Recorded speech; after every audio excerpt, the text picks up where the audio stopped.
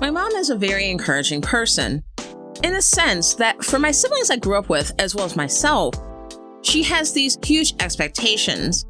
And when I say huge expectations, I'm not saying in the sense of, oh, you should be a doctor if I absolutely hate the biological sciences. I mean more that whatever we're wanting to do, she sees beyond that. More like, you're working this job, you'll be the CEO, or you're in political science, you'll be president. Basically the belief that we will be the best at what we're doing. Of course, growing up, we were pushed by both our parents to have the work ethic to go along with it. But in any case, when I think of the power of positive thinking and the power of faith, I think of my mom. Her saying is, call things that are not as though they were. It comes from the Bible, particularly Romans 4:17. In the King James Version, Romans 4:17 says, as it is written, I have made thee a father of many nations. Before him whom he believed, even God, who quickeneth the dead, and calleth those things which be not as though they were. And here's the thing about that. There's some scientific evidence to suggest that faith-based actions, particularly prayer, does make a difference in the real world. Studies have been conducted that show that prayer is positively correlated to better health outcomes. And I think that the question as to if God is actively healing people, or that leaning on one's belief system and communication with the divine reduces stress and anxiety that can otherwise harm us health-wise, that's a different conversation.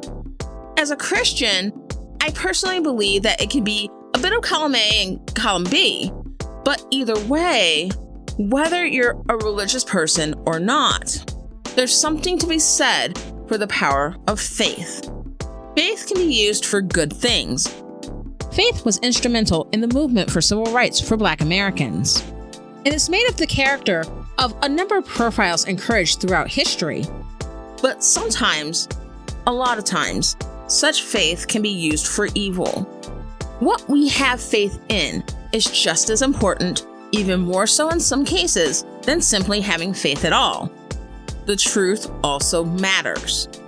It probably wouldn't be a surprise to know that my favorite Bible verse is John 4:24. God is spirit, and his worshipers must worship in the spirit and in truth. While the power of positive belief, willing things that are not into existence, can be used to build up and encourage, it can also be used to outright deny reality and lead people towards a dark path. I'll put it this way. It's one thing to receive the positive word that your sick heart is healed and to be prayed over for healing as you're going in for open heart surgery. It's another thing entirely to be told your sick heart is healed and be encouraged not to get heart surgery and to stop taking your doctor-prescribed medication. Otherwise, ye of little faith? The big lie, which President Joe Biden talked about prior to becoming president, in response to the January 6th attack on the U.S. Capitol building. The big lie, a phrase taken from Nazi propagandist Joseph Goebbels. In the case of the United States, of course, we can talk about the lie that Donald Trump won the election and Joe Biden stole it from him and from real Americans, whatever that means. And that's what Biden is referring to. But underlying that lie and the other lies told throughout the Trump regime, and even before Trump was even America's problem, is the big lie that is the through line in all this. And here it is. The truth is what we tell you. Trust us. Don't trust them. Don't trust what you see. Believe in us. We can blame right-wing media and lying politicians until the cows come home. But one factor that few in the mainstream are discussing is this. The kind of faith many American Christians possess to distrust their current reality in the name of Jesus is also being weaponized to destroy American democracy. And if we fail to confront that reality, it won't matter that Joe Biden is now our president. because eventually, likely sooner than later, this great experiment will be over. I'm your host, Jaye Poole, and this is Pot Stirrer Podcast.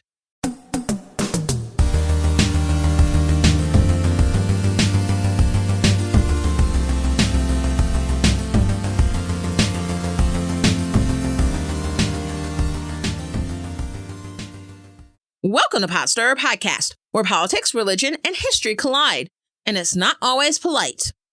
We recently witnessed the inauguration of the 46th President of the United States, Joe Biden, and Vice President Kamala Harris. Of course, there's a lot of historical firsts.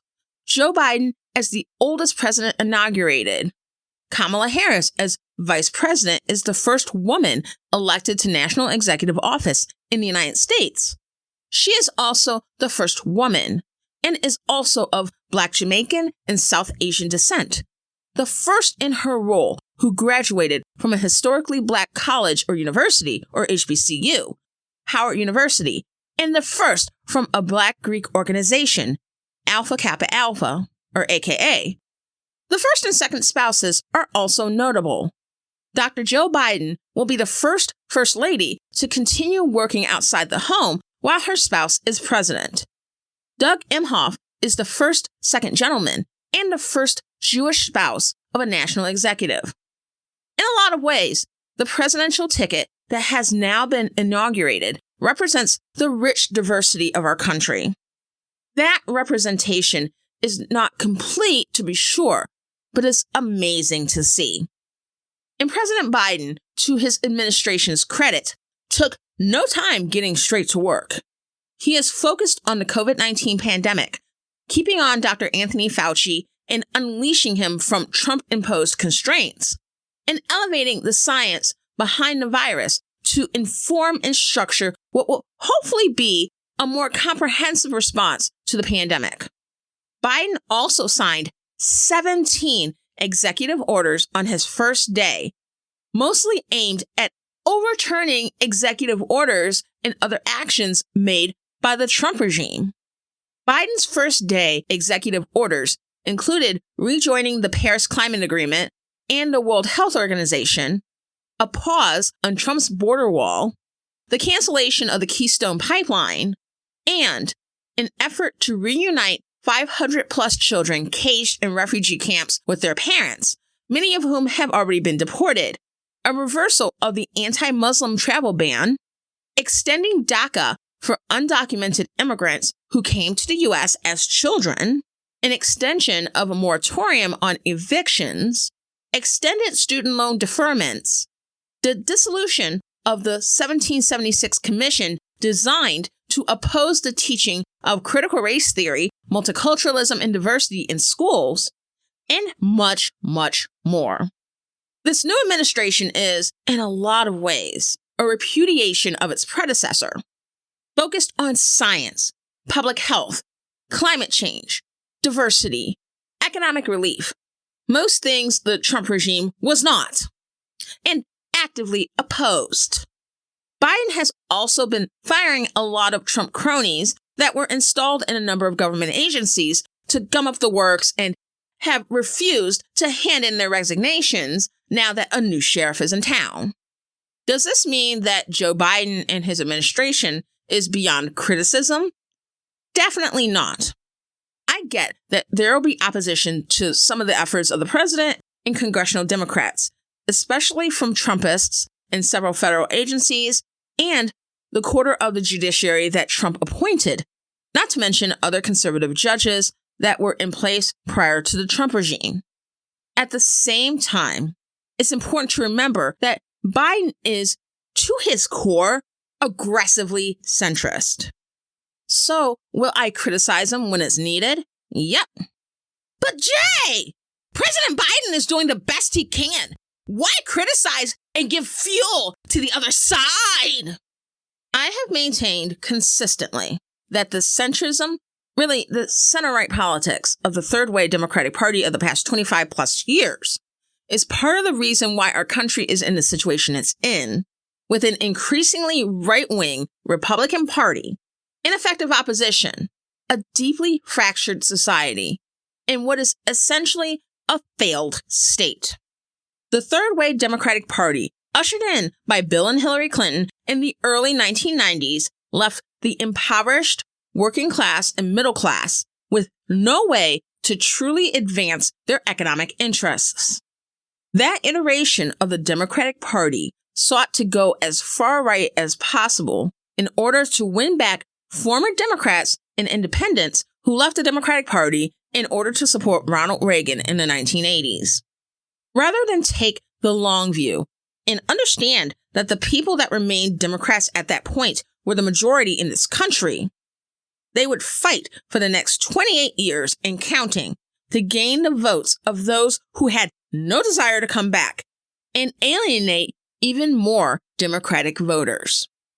They chose to become a center-right party and give American voters less choice.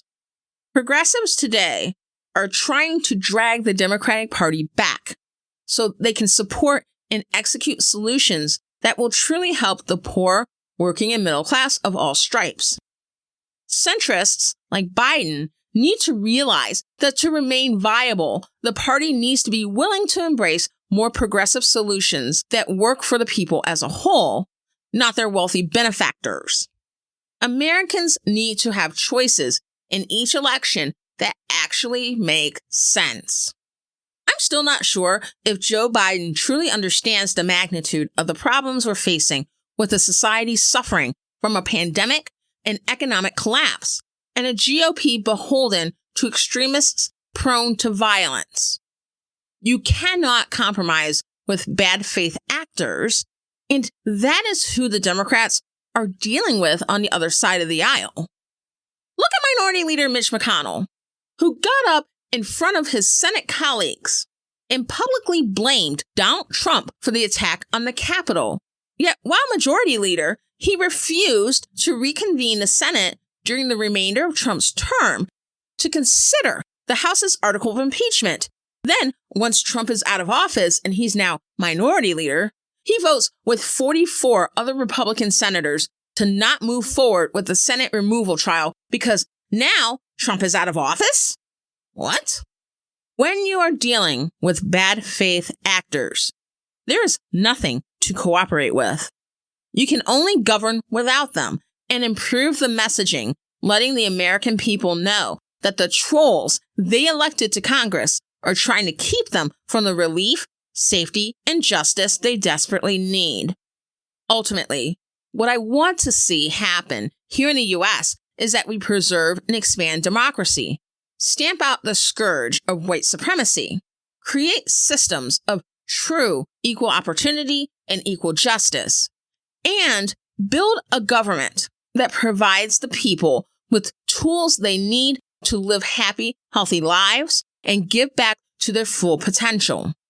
While I tend to favor Democrats in our two-party system, my personal ideology is left of today's Democratic Party, much closer to that of a social democrat than a neoliberal. In the United States, the Overton window is skewed very much to the right, which is why I say there's no real left in the U.S. But that doesn't mean we can't work to pull that window leftward over time, which is why it's important to push our leaders to do better and develop and support progressive individuals, organizations, and think tanks working towards that goal. A big challenge that the United States has right now is that 74 million Americans supported Donald Trump in his 2020 re-election bid, 7 million less than the 81 million who opposed him in favor of Joe Biden, but still a large portion of our population. Of those 74 million plus others who supported Trump but didn't vote for whatever reason, a majority of them did not accept the results of the November presidential election once it was announced a few days after it took place. And many don't now. The November 2020 election was as free and fair of an election as we were going to get. That said, we should take into account the extreme gerrymandering, voter purges, the mass closing of driver's license locations in certain areas, while voter ID requirements are in place at the same time. The mass closing of polling stations in some of these same areas and other types of voter suppression employed primarily by Republicans in order to keep Black Americans and other people of color from voting. And I think that has been somewhat lost in this, in the push to make Americans and people around the world understand that Joe Biden legitimately won the election and Donald Trump lies too much. We've buried the fact that the result was what it was, despite the efforts from Republicans to keep certain populations from voting. Much of the reason why down-ballot races did not turn out as well for the Democrats as hoped, especially in House races, is because of the built-in advantage the Republican Party has made for itself. Geography and the anti-democratic nature of the Senate give the GOP an advantage there. But the House of Representatives is supposed to be, at least to a greater degree, elected proportionally. Geography, again, as well as the fact that House seats have not been apportioned by straight population since the House was capped at 435 members in the 1920s, give the GOP somewhat of an advantage, but their sweep of state legislatures in 2010 and a systematic gerrymandering of most states give them an additional advantage. So it's a lot harder for the Democrats to maintain a majority in Congress than it should be.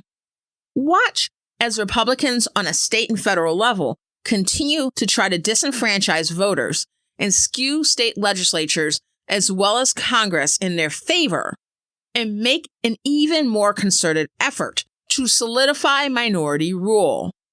The GOP knows that even with Donald Trump getting a bump up of support from people of color this time around, the way our country's demographics are changing, they won't be able to win democratically with their platform of grievance and blame, and they're definitely not going to discard their platform. They're way too wedded to that. And a huge number of the reason why Republicans are wedded to grievance politics and blame of the other is because it works. It worked in 2016, and it worked even better in 2020. There's a lot of people saying that we shouldn't lump all Trump supporters together. I get it. People supported Donald Trump for a lot of reasons, not all of them bigotry. That's true. At the same time, we should also remember two things.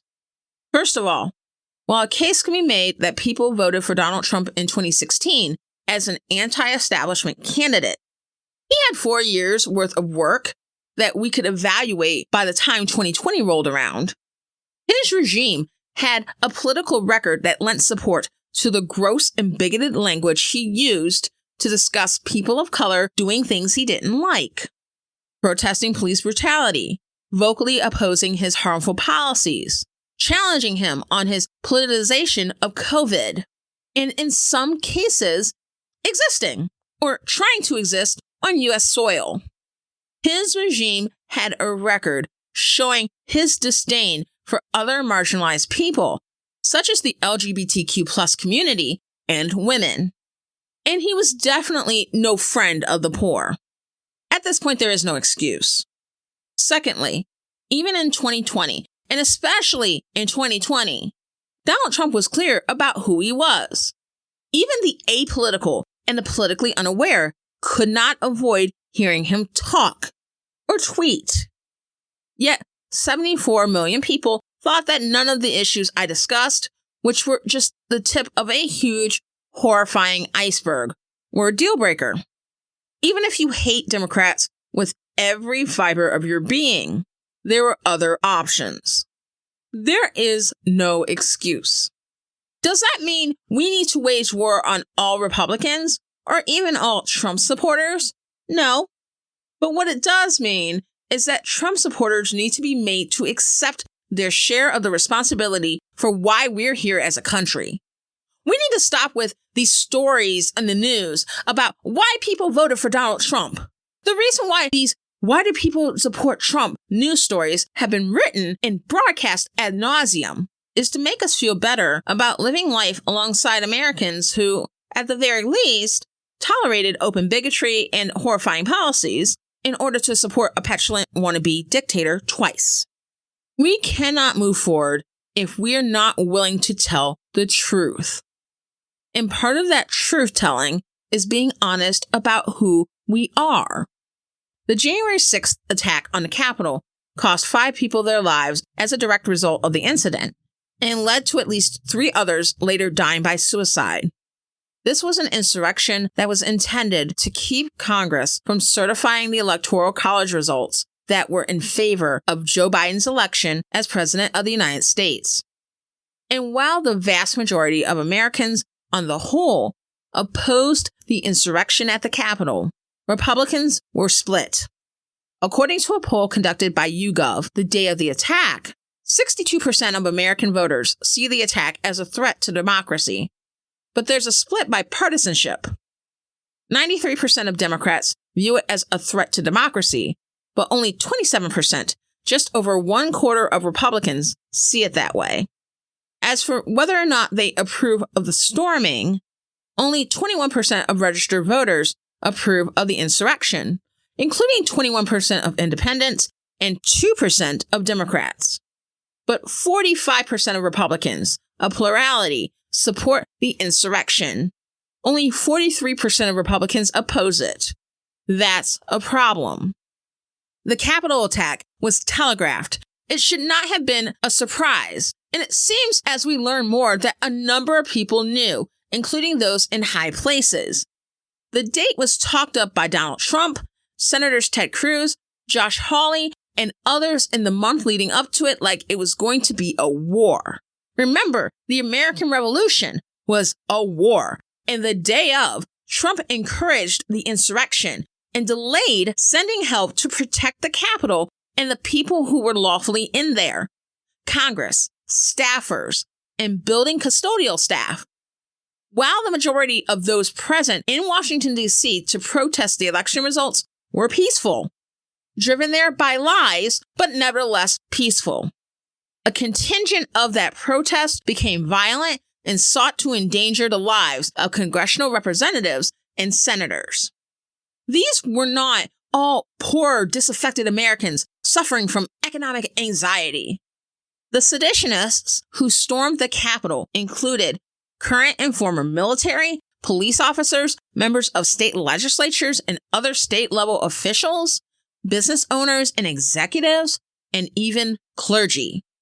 Speaking of clergy, one of the aspects of the Capitol attacks is religion. Because these seditionists couldn't help themselves, many of them took pictures and live streamed their actions, likely believing they were recording their actions for posterity in a revolution that they felt destined to win. Prayer huddles were taking place both outside and inside the Capitol. Groups of insurrectionists prayed before forcing their way into the building, and a group of them prayed before storming the floor of the House. We can talk about the fact that Donald Trump and other Republican politicians directly incited the act. We can talk about Fox News, Newsmax, and OANN, and print outlets such as Breitbart and the Daily Caller, in pumping conservatives full of misinformation and disinformation over the past 4 years. Actually, longer than that in some cases.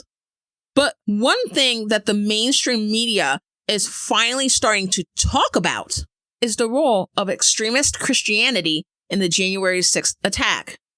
Thanks for finally joining us. We been new. Preach the word. Be prepared in season and out of season.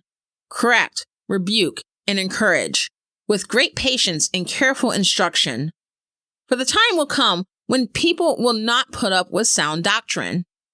Instead, to suit their own desires, they will gather around them a great number of teachers to say what their itching ears want to hear. They will turn their ears away from the truth and turn aside to myths. 2 Timothy 4:3.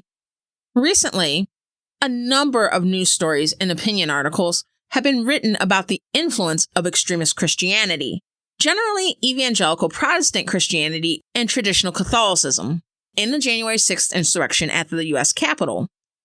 If you're going to read one, I would highly suggest the one written by Chris Haugen entitled, Where Were They Radicalized? Written in Religion Dispatches. That one I recommend because Stroup is a leader in the evangelical movement and has shared and amplified the experiences of many who have left the toxic clutches of evangelicalism and are deconstructing from that tradition, and some from the Christian faith altogether. Unlike some of what's been written recently, Stroup is not a newcomer to this topic and has written about it and discussed it extensively for years now. I'll link to that article in the show notes. Her piece, and others like it, make the argument that extremist Christian institutions, including churches, ministries, and schooling, have served to radicalize conservative Christians. And that is a key part of what fueled the attack on the Capitol. Of course, such articles and opinion pieces have elicited a lot of angry feedback. The Huffington Post came out with an article written by Rebecca Klein that the curricula used in many conservative Christian schools and in homeschooling environments include various distorted narratives that, among other things, view multiculturalism, environmentalism, and postmodernism, as well as globalism, which is typically a word used to slur Jewish people, all as sources of moral decay, blame President Obama for the worsening of race relations, and accuse Black Lives Matter of being divisive and Marxist, while not informing students of their actual purpose.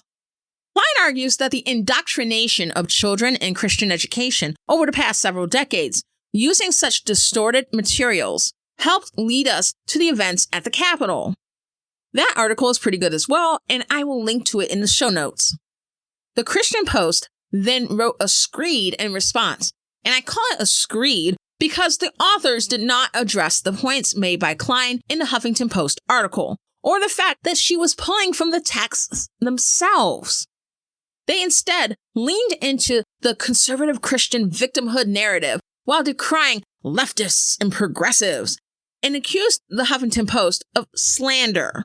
Their words, not mine. Yes, they used the wrong word. And the correct word, libel, does not apply if the words are true. I've discussed on the podcast in the past about how I became an evangelical Christian in college. I go into more detail in other episodes, especially in episode 53, Evangelical Gaslighting. So if you'd like to hear the entire story of how I became evangelical, definitely check that out. But here's the Cliffs Notes version for context. In my first year at The Ohio State University, coming from Detroit, Michigan, I didn't know anyone. I had moved away from home, and as an introvert who had not been popular in high school, I wanted a do-over.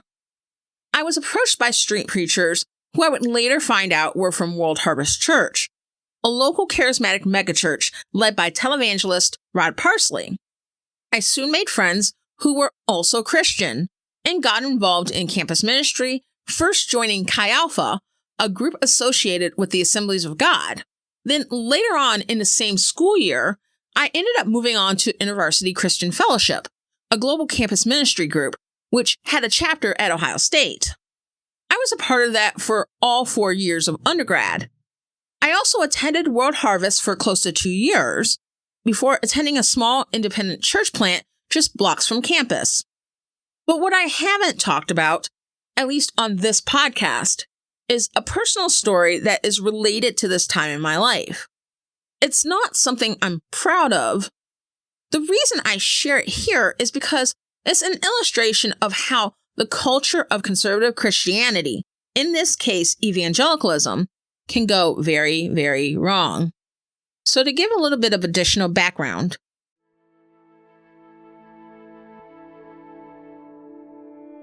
I started my evangelical Christian journey attending Chi Alpha meetings and attending World Harvest Church. Both environments were very charismatic, meaning a strong belief in spiritual gifts, speaking in tongues, an active spirit realm with angels and demons, the belief that God can audibly speak to us, stuff like that. And I was truly all in. At the time, I was still dating the same guy I dated in high school, though that relationship was not exactly healthy. Well, during a Chi Alpha retreat, I I felt like God was telling me to break up with him.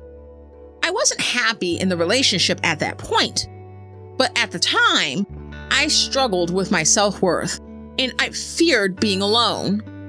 But if I wasn't listening to God, I thought, who was I going to listen to? So after the retreat, I ended the relationship. Later that year, I met a guy we'll call Brock through one of my friends. At the time, Brock was part of university and lived in another dorm that was right around the corner from mine. And I pretty much instantly had a crush on him. Now, I started going to university instead of Chi Alpha. I switched over for a number of reasons. I thought at the time it would be a better fit. While I didn't start going to IV for Brock, it was nice to see him there. He and I became friends. Well, I had feelings for him, but he didn't have feelings for me. Okay, that's fine. Sucks, but rejection happens. Part of life. But weeks after, I was on the campus bus on a Saturday night, and in a quiet moment, felt like I heard God telling me, be patient. Brock is the one. I thought to myself, okay, that's just something that I subconsciously wanted to happen. Can't hear audibly from God twice. But then, the next day, I was taking a church membership class before Sunday service with my close friends.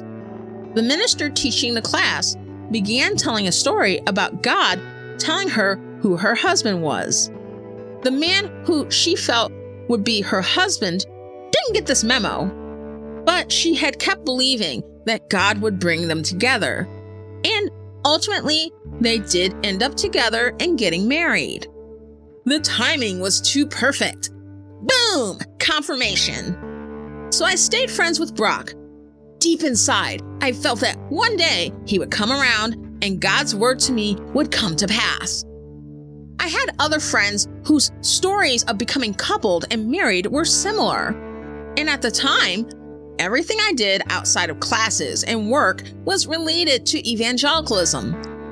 IV Bible study, IV large group, which was sort of like weekday service, and then church on Sunday, then the occasional retreat, outreach, urban missions. It was full immersion. Almost my entire friend group at this point were evangelical Christian. I had initially planned to attend law school after graduation to become an attorney practicing civil rights law. But people in my Christian bubble convinced me that becoming a lawyer would be sinful. So I should pursue something else. And I eventually landed on becoming a professor. I was deeply worried that my dad, who was exploring Islam at the time, was going to hell. And faith. At the time, faith meant the acceptance of a sort of shadow realm, an alternative universe parallel to our own, where Jesus, the Holy Spirit, and God's angels would do battle with Satan and the demons on our behalf as believers in order to manifest blessings in our lives. And if God promised something, He would move heaven and earth for it to happen. We were discouraged from trusting our current reality. We couldn't trust what we saw and experienced. We just had to believe in Christ and all of this otherworldly theology that went along with Him and not allow ourselves to have any doubts. Be patient, and everything will come to pass on God's timing. To doubt or to question was to be unbelieving, and we can't have that. The go-to verse during that time was Hebrews 11:1. Now faith is the substance of things hoped for, the evidence of things not seen. When it came to what I believed was God's promise regarding Brock, faith was everything. If I let go of this prophecy as just wishful thinking from a deluded 18-year-old who was figuring life out, that meant I didn't have enough faith and I didn't trust God. I took risks that in retrospect were stupid, of the variety of getting rides from strangers a couple times, driving through snowstorms, standing up for my friends and family in potentially dangerous situations. That I would do all over again, but you get the idea. But I figured I would be fine because God would protect me. And besides, I couldn't die if I'm not with Brock yet, right? And the most embarrassing thing I did was that I factored the prophecy into my decision to attend University of Cincinnati. Brock had moved down here after he graduated from Ohio State, which was a year before I did. And the fact that the department had professors whose expertise included religion and U.S. politics, which is what I wanted to study, it seemed like God was fitting everything into place. Well, it didn't work out that way. When I first moved to Cincinnati, I hated it. I was adjusting, or not really, to life in a city that is not always the most welcoming to those who aren't from here.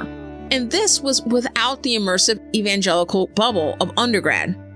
I'd found a church and a Bible study, but I was also around more non-Christians, as well as Christians who lived and believed differently than I did. In addition, this was around the time I found out health-related news that affected me deeply. And this was around the time my dad's health was beginning to decline. Things were not great. At this point, I began to question a lot more, not just about the prophecy, but about other aspects of my life.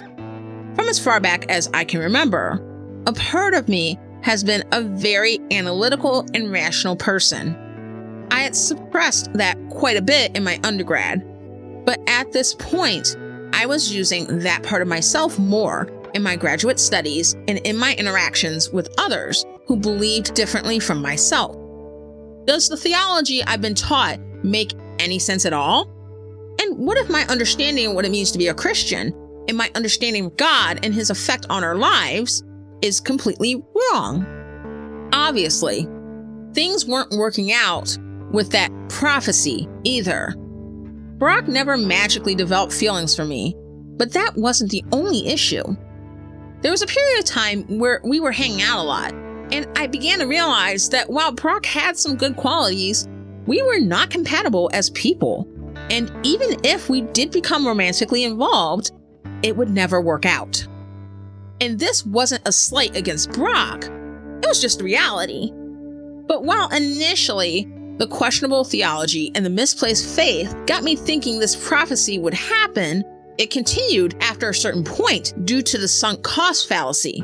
I had put 7 whole years into this based on a belief that God had spoken to me about a future with Brock. For 7 years, I was all in. No dating, no relationships, jumped on the purity train. Hell, I even moved to a whole nother city for this.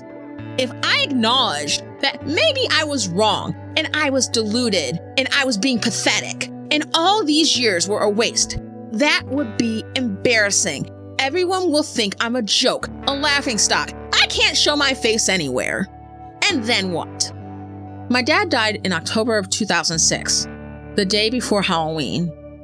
That was a turning point in a lot of ways, most of which would be another episode in and of itself.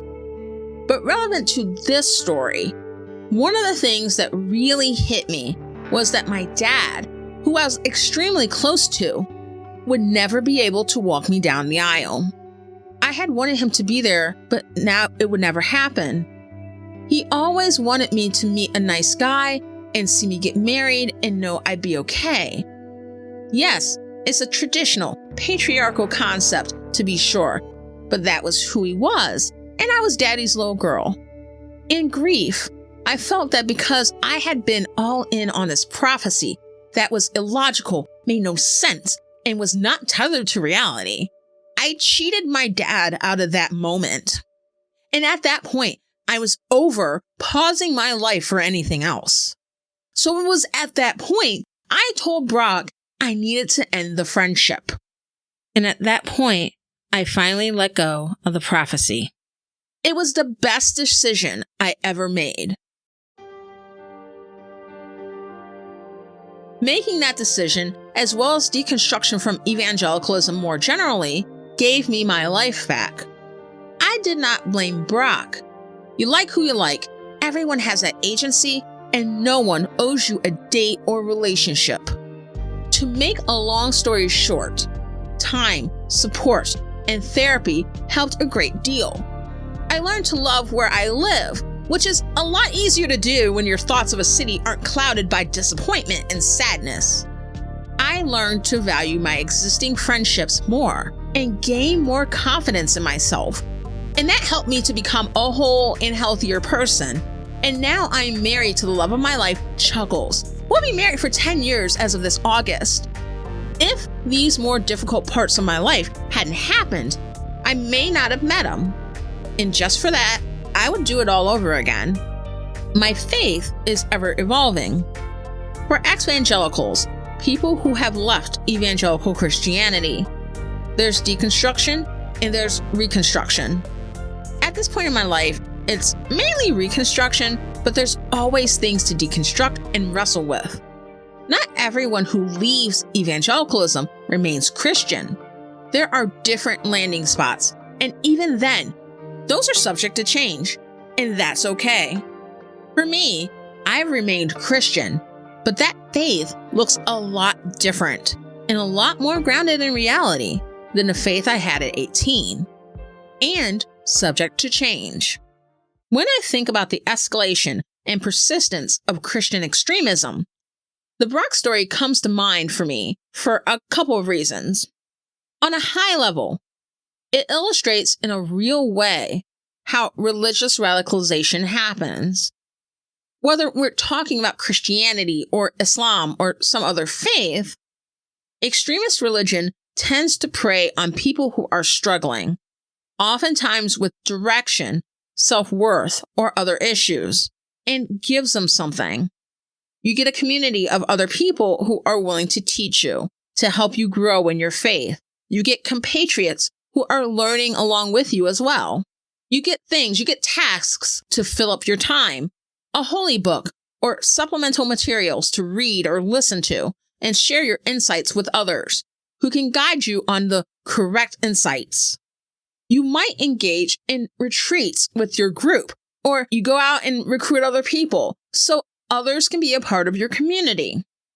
You become immersed. It becomes your whole life.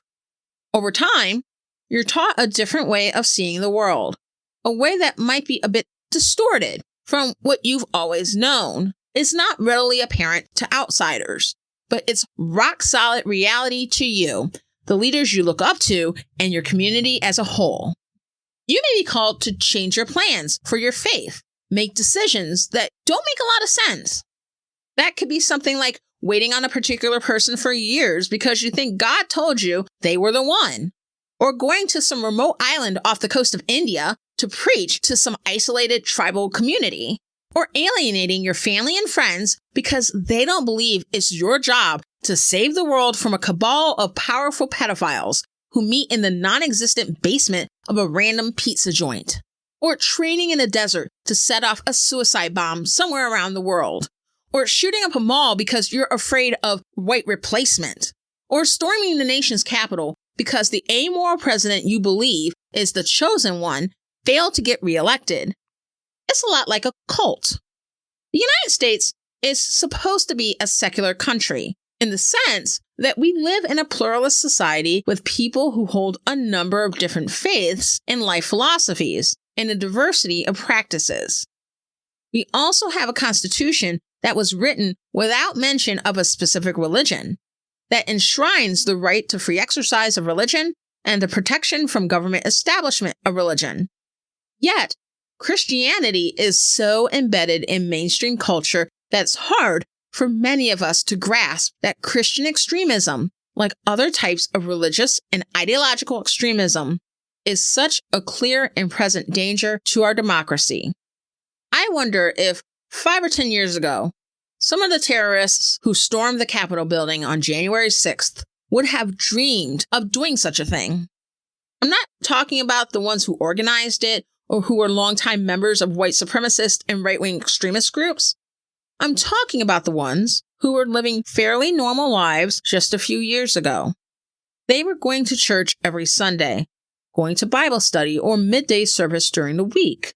They or their children attending evangelical Christian or traditionalist Catholic schools, or maybe even homeschooled. Perhaps from the pulpit, they were being taught that abortion is the only issue that matters, and that the world, everyone outside of their small slice of Christianity, was full of raging sin, and they were all going to burn in a lake of fire. And that Islam is growing because they're having more babies, so we need to get back to traditional values. Men and women are equal but different, and we need to celebrate motherhood. And movements like Black Lives Matter are worldly and Marxist, and while we sympathize with their feelings of perceived injustice, what will help more is an emphasis on education. Get Black and brown kids back in the classroom, Corona be damned, and teach those people about fatherhood and marriage and having nuclear families. Or maybe their teachers taught them that slavery was necessary, that slavers didn't know any better, and that most slaves were happy in their lot. Or that the Civil War was fought over states' rights or some issue other than slavery. Perhaps they learned that God created the world in a literal 6 days, that the earth is literally 6,000 years old, and that fossils dated to millions of years ago were planted by the devil to trick humanity. In science class and in Bible study, they may have learned that multiculturalism, environmentalism, and feminism are the enemies of a moral and good society, that society is being ruined by wokeism, a 2020s way of saying political correctness, and that the country is being run by globalist cabals. In other words, the Jews. And this worldwide evil must be stopped by prayer and by fighting back. Americans living unassuming lives, yet being immersed by the skewed view of the world. Is it any wonder that eventually some of their lives took a left turn?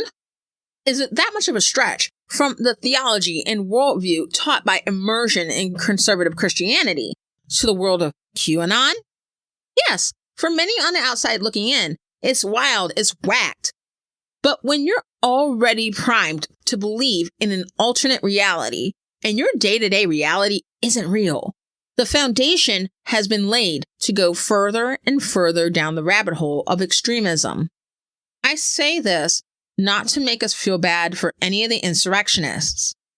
I still maintain that they made very poor choices, to say the least, and should be held to account like any other extremists who choose the path of control and violence. But like Islamic extremists, who also may have lived fairly normal lives at one point before they were indoctrinated, these extremists, right-wing extremists, Christian extremists, were radicalized. That is a reality we need to look at objectively and take very seriously. The other aspect that the Brock story calls back to is that extremist religion, cults, and alike tend towards circular reasoning that does not require that any of the promises or predictions made actually come to pass. What keeps people hooked in extremist movements can be thought of as a rabbit on a racetrack. Dogs are chasing the automatic rabbit, never catching it, but the lure of the rabbit, the promise of that tasty little creature, keeps them salivating, keeps them going around and around and around the track, and they never get there. But there's always the next race. The Brock prophecy required my patience, reinforced by others within my Christian circle. Sure, I'm not with him now, but give it time. A year goes by, then 2, then 3. He graduates and leaves from Columbus. But then there's the opportunity for another chance in another place. And then more time goes by and nothing changes. But keep the faith because there's always tomorrow. Always tomorrow, never today. Most brands of extremism make promises for the future, promises all too often without fulfillment. According to the prosperity gospel, if you give the church a substantial donation as a sign of your faith, you will receive your financial blessing. In purity culture, if you live out your faith by refraining from having sex or even thinking about sex, you'll meet your soulmate and you'll live happily ever after. If you vote for the people we tell you to vote for, or the party we tell you to vote for, America will be reshaped into a white conservative Christian image that you've always longed for. And you will be able to say everything you wanted to say and treat people however you wanted to treat them without any criticism or consequence.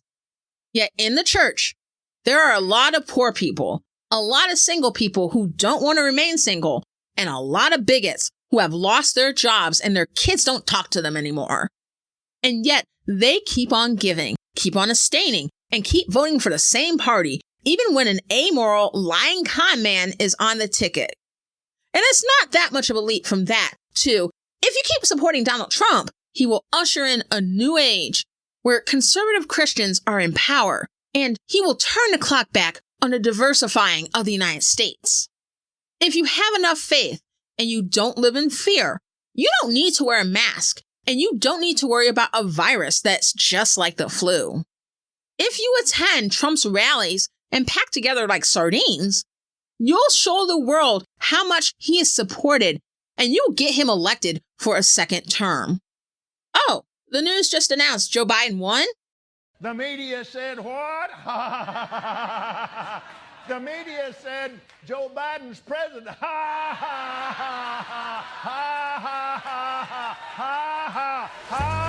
Well, the swing states won't certify. The election will go to Trump. They certified? He'll sue and the election will be his. 60 losing lawsuits and a failed Supreme Court effort? December 14th, we'll have competing slates of electors, and the swing states will vote for Trump. Oh, those weren't accepted? January 6th, Congress won't certify the electoral votes from swing states? Oh, and we will be there, and we will pray hard, and we will fight to make sure they don't. Oh, they did anyway? January 20th, the military will take over. The Chinese army will flood in from across the Canadian border, and Joe Biden and Kamala Harris won't be able to take the oath.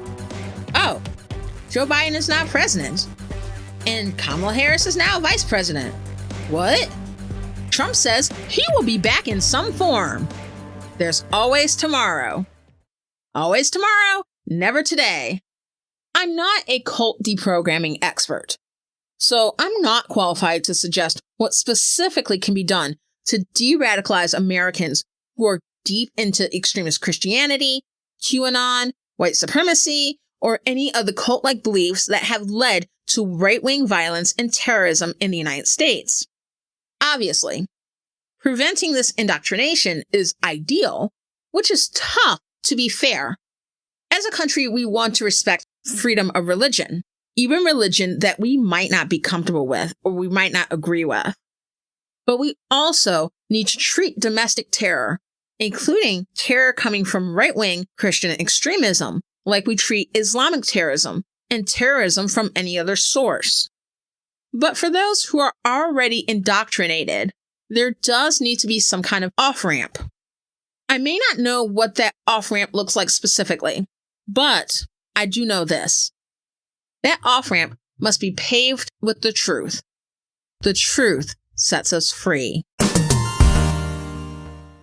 Thank you very much for listening to Pot Stirrer Podcast.